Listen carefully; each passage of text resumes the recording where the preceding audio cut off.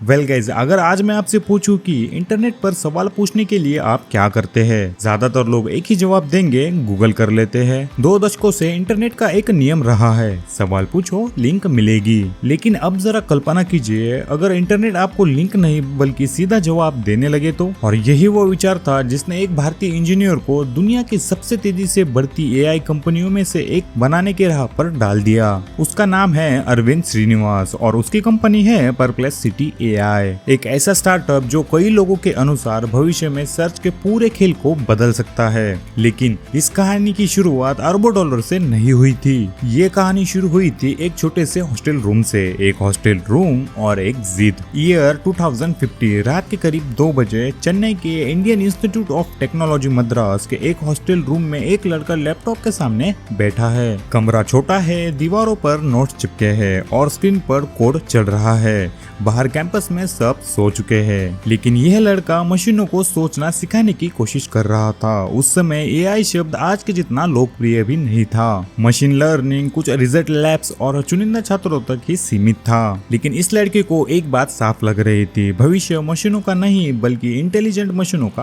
होगा, और वह उस भविष्य को समझना चाहता था। अरविंद एक साधारण मिडिल क्लास परिवार में बड़े हुए। भारत के लाखों छात्रों की तरह उनकी जिंदगी का सबसे बड़ा लक्ष्य भी वही था, आईआईटी। क्योंकि भारत में एक धारणा है, अगर आपने आईआईटी में जगह बना ली तो दुनिया के दरवाजे खुल सकते हैं। लेकिन आईआईटी में पहुंच जाना ही असली कहानी नहीं है। असली कहानी तो है कि आप वहां पर जाकर क्या करते हैं। एक छोटा फैसला जिसने सब बदल दिया। आईआईटी मद्रास में अरविंद ने कंप्यूटर साइंस नहीं बल्कि इलेक्ट्रिकल इंजीनियरिंग चुना। पहली नजर में ये अजीब फैसला लगता है, लेकिन यही निर्णय बाद में उनकी ताकत बन गया। दिन में वो सर्किट सिग्नल और गणित पढ़ते और रात में वो एक और ज्यादा मुश्किल चीज के बारे में सोचते, इंटेलिजेंस को कोड में कैसे बदला जाए। एक दिन उन्होंने कॉलेज की एक मशीन लर्निंग प्रतियोगिता में भाग लेने का फैसला किया। ना कोई बड़ी तैयारी, ना कोई बड़ी टीम, बस जिज्ञासा और नतीजा उन्होंने प्रतियोगिता जीत ली। अब यह छोटी सी जीत उनकी पूरी जिंदगी की दिशा बदलने वाली थी।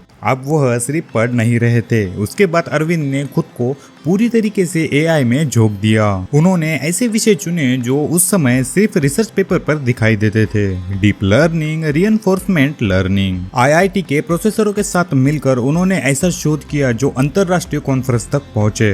अब वह सिर्फ ज्ञान हासिल नहीं कर रहे थे, वह ज्ञान बना भी रहे थे। दुनिया के एआई केंद्र की ओर 2017 में उन्होंने एक और बड़ा कदम उठाया। उन्होंने पीएचडी के लिए यूनिवर्सिटी ऑफ कैलिफोर्निया बेर्कली ज्वाइन किया। अगर एआई की दुनिया में कोई सिलिकॉन वैली है तो वो यही जगह है। यहाँ पर दुनिया के कई बड़े एआई शोधकर्ता काम करते हैं। और यही अरविंद की मुलाकात हुई एआई के सबसे शक्तिशाली संगठनों से। उन्होंने काम किया OpenAI, Google Brain, DeepMind. इन लैब्स के अंदर बैठकर उन्होंने एक चीज बहुत साफ देखी, एआई तो तेजी से आगे बढ़ रहा था, लेकिन इंटरनेट अब भी पुरानी तरह काम कर रहा था। सर्च की सबसे बड़ी समस्या, जब भी हम गूगल पर कुछ खोजते हैं तो हमें क्या मिलता है? लिंक, दर्जनों लिंक, कभी कभी सैकड़ों। आपको खुद पढ़ना पड़ता है, खुद तुलना करनी पड़ती है और खुद निष्कर्ष निकालना पड़ता है। और अक्सर पहले पेज पर दिखने वाले कई रिजल्ट असल में एसईओ और विज्ञापन से ऊपर जाते हैं। यानी सर्च इंजन आपको जवाब नहीं देता, वह आपको जवाब ढूंढने के लिए काम देता है। फिर आया नवंबर 2022, एक प्रोजेक्ट लॉन्च हुआ जिसने दुनिया को चौंका दिया,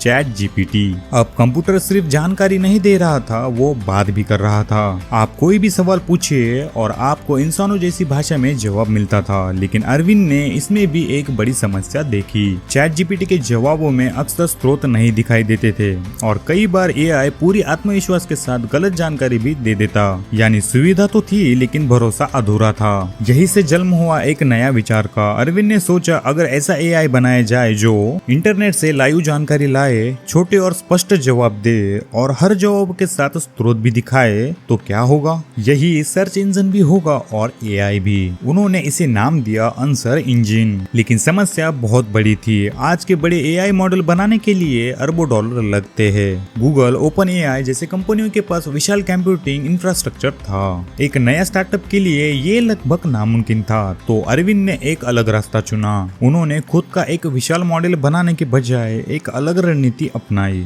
उन्होंने सोचा, दुनिया के सबसे अच्छे एआई मॉडल को एक ही जगह क्यों ना जोड़ा जाए, यानी चैट जीपीटी, जेमिनी, लेमा जैसे मॉडल का इस्तेमाल करके एक स्मार्ट लेयर बनाई जाए जो यूजर्स को सबसे अच्छा जवाब दे। यह विचार बहुत शक्तिशाली था क्योंकि इससे लागत कम हुई, लचीलापन बढ़ा और प्रोजेक्ट तेजी से बन गया। 7 दिसंबर 2022 एक छोटी टीम ने चुपचाप परप्लेक्सिटी लॉन्च किया।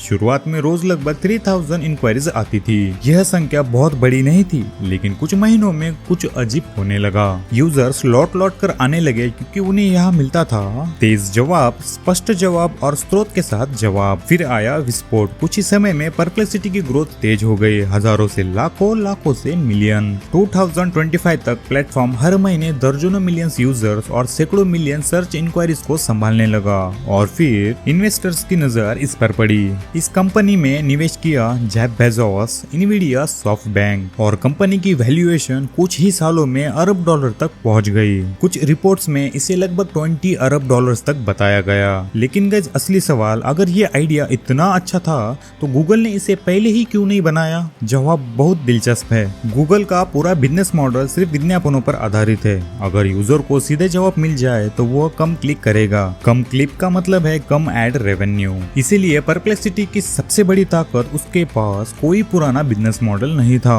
कोई एड साम्राज्य नहीं, कोई बंधन नहीं।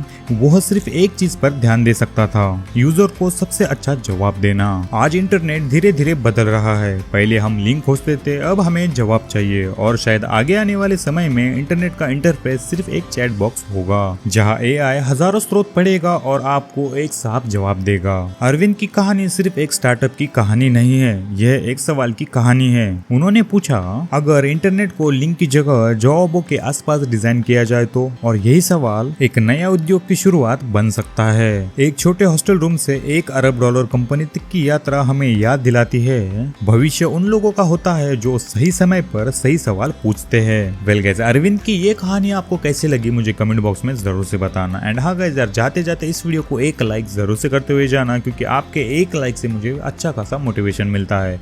तो चलो अब मिलते हैं एक और न्यू इंटरेस्टिंग से वीडियो के साथ। तब तक के लिए टेक केयर, बाय बाय।